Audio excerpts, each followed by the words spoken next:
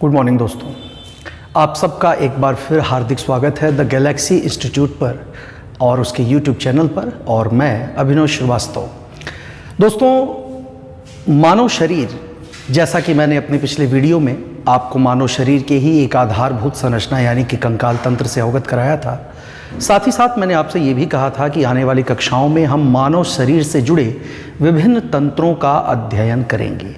चूँकि मानव शरीर के जो विभिन्न तंत्र हैं उसी का एक समुच्चय हमारा जीवंत रूप देखा जा सकता है, और अगर इस तंत्र में से किसी में भी अनियमितता आती है, तंत्र की कार्यप्रणाली में किसी भी आंतरिक या बाह्य कारण की वजह से कोई बाधा आती है, तो यहीं पर जीवन की डोर टूट जाती है दोस्तों, और जीवन की निरंतरता यहीं पर समाप्त हो जाती है। हालांकि मृत्यु एक अटल सत्य है और इसे टाला नहीं जा सकता, लेकिन बावजूद इसके हर जीव हमेशा जीवित रहने और स्वस्थ रहने की इच्छा रखता है, और उसकी ये इच्छा निर्भर करती है कि वो अपने शरीर को एक मंदिर की तरह स्वस्थ रखे, स्वच्छ रखे और नियमित उसका ध्यान करे। दोस्तों, मानव शरीर के तंत्रों में कल कंकाल तंत्र के बाद अगर हम दूसरी सबसे महत्वपूर्ण चीज़ के बारे में देखें तो दूसरा जो सबसे महत्वपूर्ण तंत्र है, ये तंत्र है दोस्तों, इसे हम लोग कहते हैं अंतःस्रावी तंत्र। इसके लिए इंग्लिश में जो शब्द है दोस्तों वो है एंडोक्राइन सिस्टम। ये नाम जो है हम लोग प्रयोग करते हैं। देखिए, अंतःस्रावी का मतलब जिसका स्राव अंदर होता हो, सामान्य नाम इससे निकल करके आता है। बहुत से लोग इस चैप्टर को इस नाम से कम और हार्मोन सिस्टम के नाम से ज़्यादा जानते हैं, क्योंकि हमारे शरीर में जितनी भी जैव रासायनिक क्रियाएं होती हैं, यानी कि जो कुछ भी बायोकेमिकल प्रोसीजर्स होते हैं, ये सब कुछ अगर किसकी वजह से होते हैं पूछा जाए तो दोस्तों इसके मुख्य कारक के रूप में हम लोग हार्मोन का नाम लेते हैं। लेकिन आगे बढ़ने से पहले, जैसा कि मैंने कहा, इसका वास्तविक नाम अंतःस्रावी तंत्र है। तो अंतःस्रावी का मतलब कुछ न कुछ ऐसा भी होगा जो बाह्यस्रावी होगा, क्योंकि अगर दिन है तो ये इस बात का प्रमाण है कि रात भी है, या दुख है तो इस बात का प्रमाण होता है दुख दोस्तों, क्योंकि सुख भी है।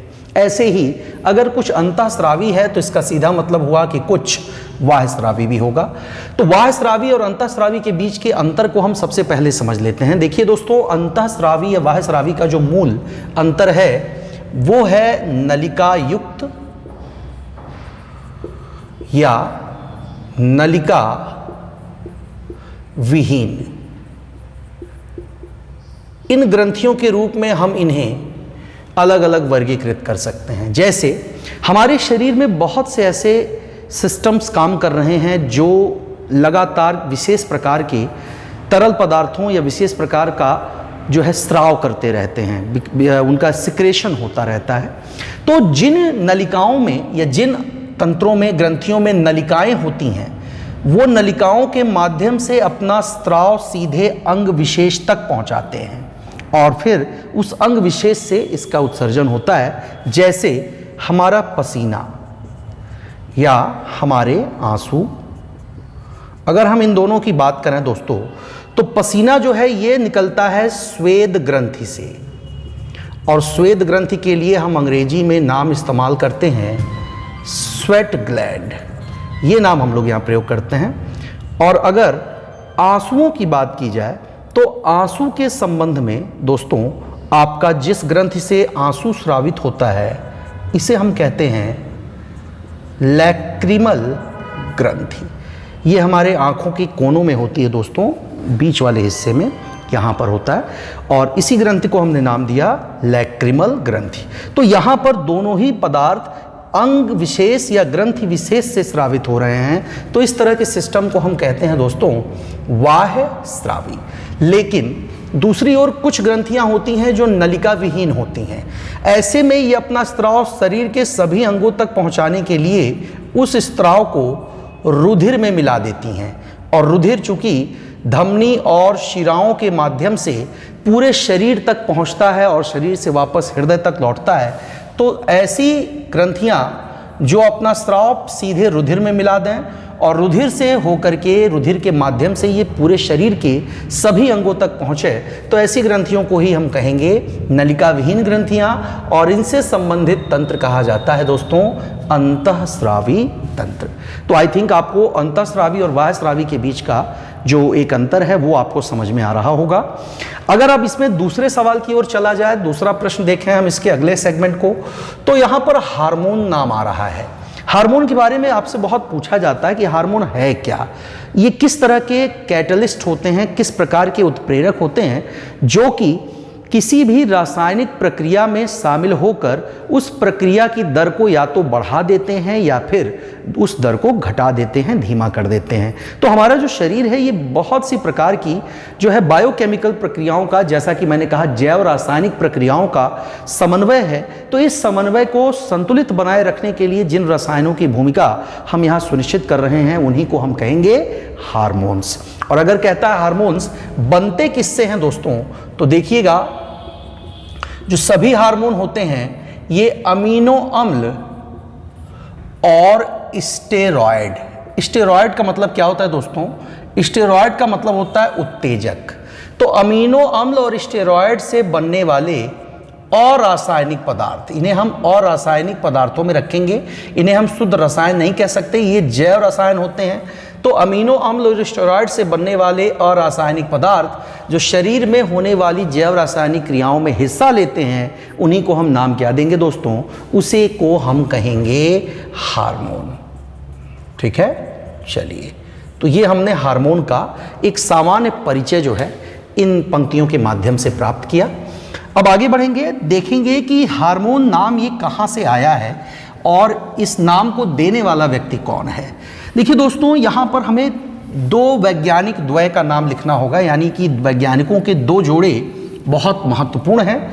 उन दोनों का नाम चलिए देखते हैं। पहला नाम है बेटिंग एवं मैक्लिऑड का। ठीक है दोस्तों, ये पहला नाम है बेटिंग और मैक्लिऑड का। और दूसरा नाम उनका भी मैं अभी आपको स्पष्ट कर देता हूं। देखिए दोस्तों, सबसे पहले अगर पूछता है कि कौन सा हार्मोन सर्वप्रथम खोजा गया, सर्वप्रथम खोजा गया हार्मोन कौन सा है, तो इसके लिए जो आंसर है दोस्तों वो है आपका सिक्रीटीन। ठीक है, ये वो हार्मोन है जो सर्वप्रथम खोजा गया और इसे खोजने का जो श्रेय दिया जाता है वो है विलियम एम बैलिसस और अर्नेस्ट एच स्टार्लिंग। ये नाम है आपका। देखिए पूरा नाम मैं यहां पर बता देता हूं आपको, विलियम एम बैलिसस और अर्नेस्ट एच स्टार्लिंग, ये दो नाम आपने देखा। तो ये दोनों जो आपको दिख रहे हैं दोस्तों, इन्हीं दोनों के द्वारा सबसे पहले खोजा गया हार्मोन था सिक्रीटीन। और इसमें से जो अर्नेस्ट एच स्टार्लिंग हैं, यही वो व्यक्ति हैं जिन्होंने इस प्रकार के रसायनों के लिए शब्द का प्रयोग किया और वही शब्द था हार्मोन्स। तो हार्मोन शब्द देने वाले वैज्ञानिक कौन हैं, तो स्टार्लिंग हैं। जबकि सबसे पहले खोजा गया हार्मोन कौन सा है, तो सिक्रीटीन होगा। सिक्रीटीन की खोज करने का श्रेय किन दोनों वैज्ञानिकों को दिया जाता है, तो विलियम एम बैलिसस को और अर्नेस्ट एच स्टार्लिंग को ये नाम दिया जाता है। जबकि अगर पूछता है कि सर्वप्रथम कौन सा हार्मोन पृथक किया गया, पृथक किया गया हार्मोन, अगर ये क्वेश्चन आपके सामने आया तो आपका जवाब क्या होगा। तो देखिए दोस्तों, सर्वप्रथम पृथक किया गया हार्मोन जो है वो एफ बेटिंग और मैक्लिऑड नाम के इन दो वैज्ञानिकों ने किया। और ये हार्मोन है दोस्तों, इसी को हम लोग कहते हैं इंसुलिन। इंसुलिन, इस नाम को सुनते ही तत्काल लोगों के दिमाग में, संभवतः आपके भी जो व्यूअर्स देख रहे हैं, जो दर्शक देख रहे हैं इस वीडियो को, उनके मन में भी एक बात आ रही होगी इंसुलिन नाम सुनते ही कि डायबिटीज़ के मरीजों में जब ग्लूकोज के पाचन के लिए प्राकृतिक ढंग से इंसुलिन का निर्माण नहीं होता है, तो उस स्थिति में ये इंसुलिन आर्टिफिशियल तरीके से हम उनकी बॉडी में प्रवेश कराते हैं, इंजेक्ट करते हैं, और यही है जो ग्लूकोज के पाचन के लिए जिम्मेदार होता है। तो दोस्तों यहाँ पर मैंने आपको बताया कि इंसुलिन जो है सर्वप्रथम पृथक किया गया हार्मोन है। अगर आपसे पूछता है ये किस जीव से पृथक किया गया, तो दोस्तों ये पृथक किया गया था गाय से, यानी कि काऊ से। काऊ से इसे सबसे पहले हम लोगों ने पृथक किया है, ठीक है। लेकिन इसके अलावा अगर इस इंसुलिन की बात करता है कि ये इंसुलिन किस जीव के इंसुलिन से समानता रखता है, ये भी एक बहुत अच्छा क्वेश्चन है। तो इसके लिए भी आप आंसर देखें, ये है जानवर दोस्तों सुअर। सुअर यानी कि पिग। पिग के शरीर में जो इंसुलिन निर्मित होता है वो इंसुलिन 95% तक सिमिलर होता है मानव शरीर में बनने वाले इंसुलिन से। तो ये क्वेश्चन भी पूछा जाता है। इसलिए कई बार अपने जातिगत और धार्मिक पूर्वाग्रहों की वजह से वर्ग विशेष या जाति विशेष के लोग इंसुलिन का इस्तेमाल डायबिटिक होने के बाद भी नहीं करते। लेकिन यहाँ पर आपको ये भी ध्यान देना है कि एक पेड़ है दोस्तों, इस पेड़ को हम लोग कहते हैं डहेलिया। तो डहेलिया का जो वृक्ष होता है उसकी जड़ों से हमें यहाँ से भी इंसुलिन की प्राप्ति होती है। तो हम या तो इससे सुअर से प्राप्त कर सकते हैं या फिर डहेलिया की जड़ों से प्राप्त कर सकते हैं इस इंसुलिन को। तो ये इंसुलिन जो है सबसे पहले पृथक किया गया, किसके द्वारा किया गया? बेटिंग और मैक्लिऑड के द्वारा इसे पृथक किया गया। किस जीव से किया गया दोस्तों? तो गाय से इसे पृथक किया गया। हार्मोन है क्या? तो हार्मोन मैंने आपको बताया कि अमीनो अम्ल और स्टेरॉयड से मिलकर बनने वाले अरासायनिक पदार्थ हैं जो कि हमारे शरीर की बायोकेमिकल प्रक्रियाओं यानी जैव रासायनिक क्रियाओं का नियमन करते हैं। साथ साथ अब आपसे कहा कि हार्मोन नाम किसने दिया, तो हार्मोन नाम अर्नेस्ट एच स्टार्लिंग ने सबसे पहले इस्तेमाल किया। सबसे पहले खोजा गया हार्मोन कौन सा था दोस्तों? तो ये हार्मोन था सिक्रीटिन। ठीक है, चलिए, तो ये कुछ बेसिक क्वेश्चंस हैं इससे रिलेटेड जिससे आपको हार्मोन का एक सामान्य परिचय मिल जाता है। अब देखिए दोस्तों, इस चैप्टर में आगे जब हम बढ़ेंगे तो हम सीधे तौर पर आपके काम के प्रश्नों की ओर मुड़ जाएंगे और वो काम के प्रश्न आते हैं आपके अपने शरीर यानी कि आपकी ह्यूमन बॉडी से। ह्यूमन बॉडी में दोस्तों जो हार्मोन होते हैं वो सभी हार्मोन कुछ खास ग्रंथियों से स्रावित होते हैं और मैंने आपको उन्हीं ग्रंथियों के लिए नाम बताया एंडोक्राइन ग्लैंड्स या अंतःस्रावी ग्रंथियां। और अगर हार्मोन का स्राव करने वाली हम अंतःस्रावी ग्रंथियों की संख्या देखें तो देखिए वो ग्रंथियां कौन कौन सी हैं। प्रमुख अंतःस्रावी ग्रंथियां, ठीक है। इसमें सबसे पहला नाम हम लेंगे दोस्तों उस ग्रंथि का जिसे हम एक नाम देते हैं पीयूष ग्रंथि, या इसी के लिए हम नाम इस्तेमाल करेंगे पिट्यूटरी ग्रंथि। दूसरा नाम देखते हैं, दूसरा नाम अवटु। हिंदी और अंग्रेजी नाम दोनों जानिएगा दोस्तों। अवटु को दोस्तों अंग्रेजी में कहा जाता है थायराइड। नंबर 3 पर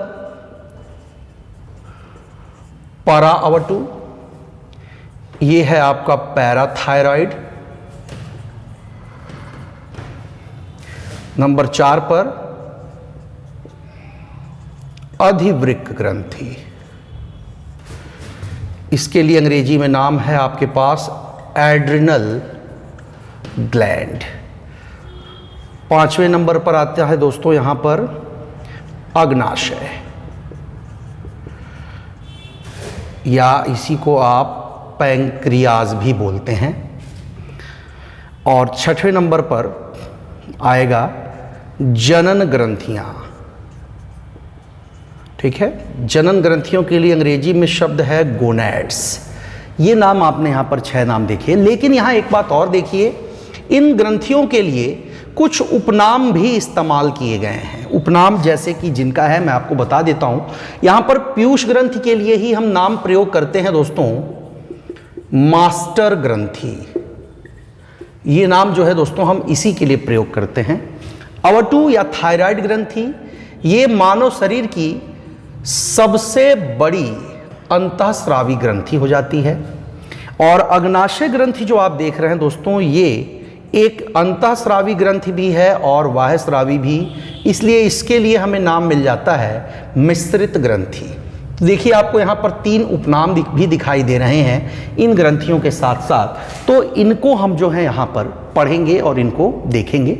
चलिए सबसे पहले बात करते हैं अपनी इस ग्रंथि के बारे में, यानी कि पीयूष ग्रंथि के बारे में।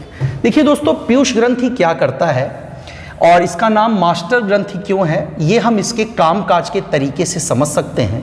और वो तरीका ये है दोस्तों कि ये ग्रंथि सीधे तौर पर जिन रसायनों का स्राव करती है, वो रसायन ऐसा नहीं है कि हमारे शरीर में होने वाले जैव रासायनिक क्रियाओं को सीधे तौर पर प्रभावित नहीं करते हैं, लेकिन इसके अलावा ये बहुत से दूसरे हार्मोन्स को या दूसरी ग्रंथियों को काम करने के लिए भी प्रेरित करता है, उकसाता है। और जो सबको कंट्रोल करता है वही होता है दोस्तों मास्टर। इसलिए हमने यहां पर नाम प्रयोग किया है पीयूष ग्रंथि के लिए मास्टर ग्रंथि। चलिए इससे रिलेटेड क्वेश्चंस को और देखा जाए, थोड़ा विस्तार दिया जाए इसको। पीयूष ग्रंथि जो होती है दोस्तों, हमारे मस्तिष्क के पिछले भाग में जो उठी हुई हड्डी होती है, इस उठी हुई हड्डी को हम कहते हैं स्फेनॉइड हड्डी। कौन सी हड्डी बोलेंगे दोस्तों इसे हम कहेंगे स्फेनॉइड हड्डी। और इस हड्डी के नीचे एक हल्का सा गहरा गड्ढा नुमा संरचना दिखता है। इस गड्ढे नुमा संरचना के लिए हम लोग जो नाम प्रयोग करते हैं वो नाम है सेला टर्सिका।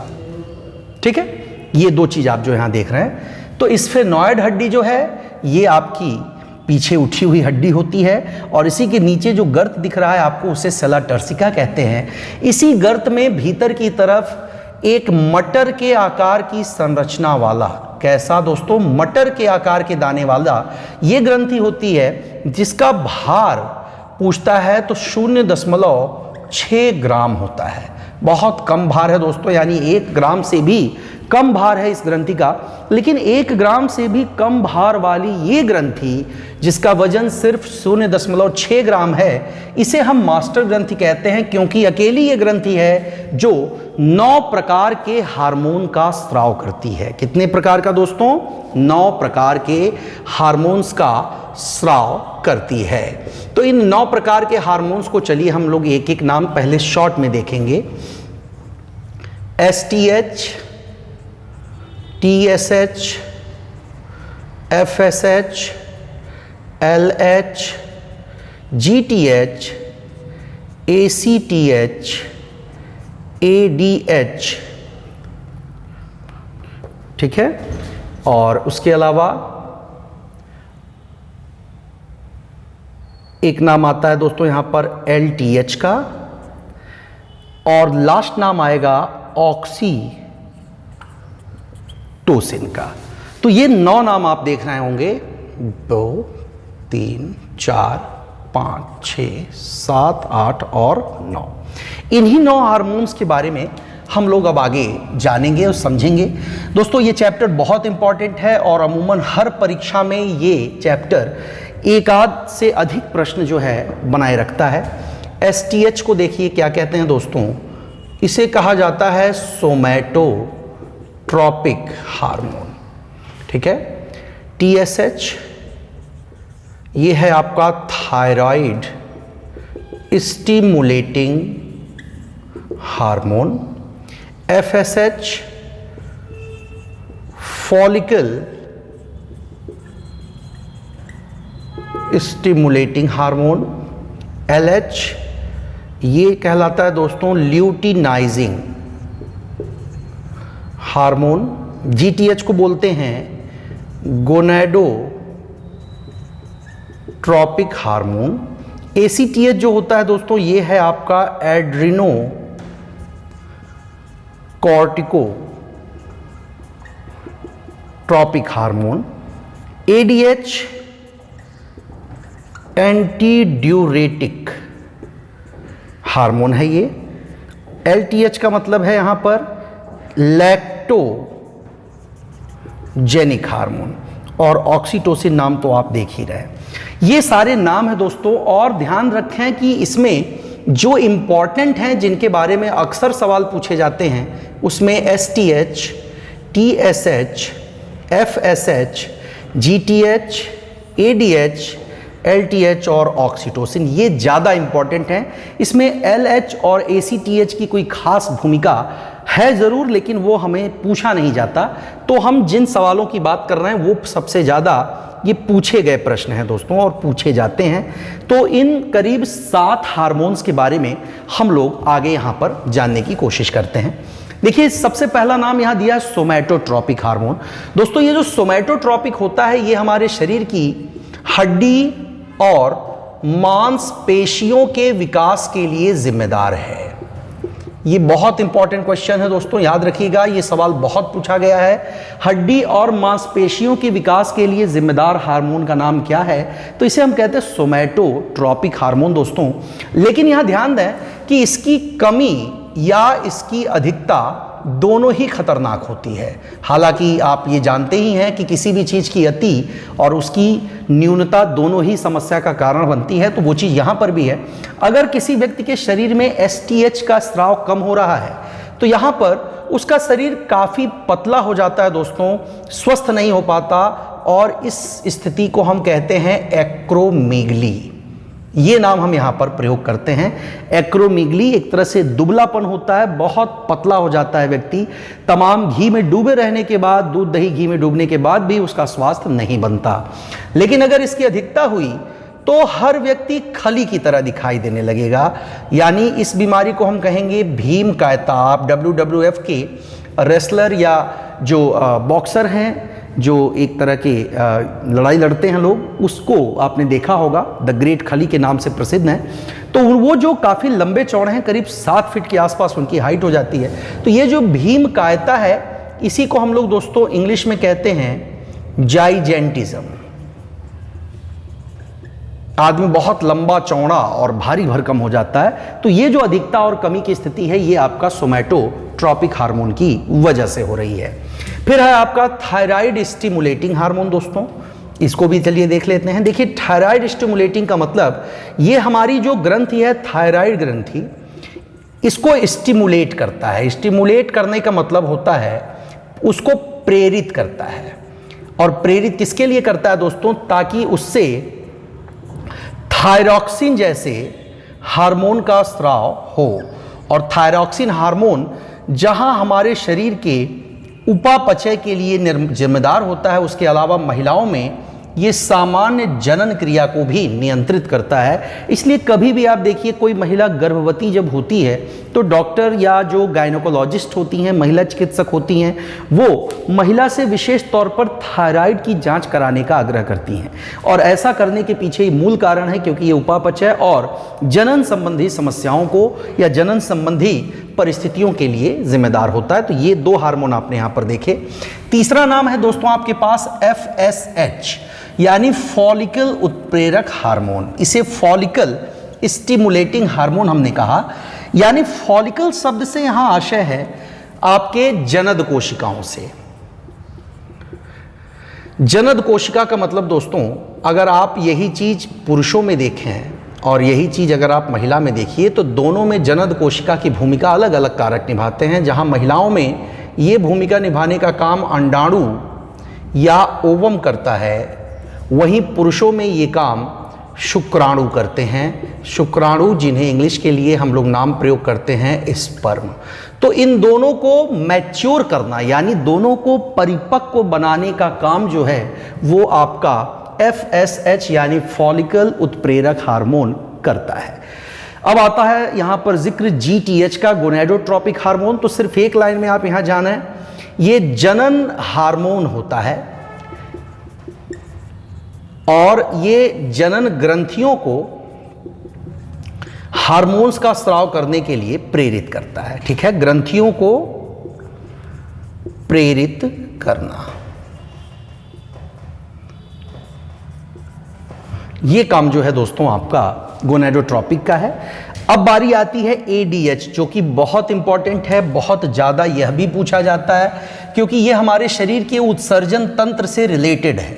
उत्सर्जन तंत्र है मतलब यानी दोस्तों हमारा जो शरीर से जैव रासायनिक क्रियाओं के फलस्वरूप जो अपशिष्ट पदार्थ निर्मित होते हैं उन अपशिष्ट पदार्थों का शरीर से उत्सर्जन करने के लिए ये एडीएच कुछ हद तक जिम्मेदार होता है। ये जो आपका एडीएच है दोस्तों, एंटी ड्यूरेटिक हार्मोन जो है, ये करता क्या है, ये हमारे शरीर में जल और लवण इन दोनों का बैलेंस बनाता है, यानी कि आप इस क्रिया को कह सकते हैं ऑस्मोरेगुलेशन।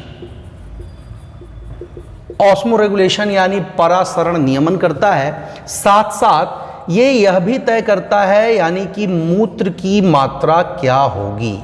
तो मूत्र की मात्रा का निर्धारण भी यही हार्मोन तय करता है, एडीएच।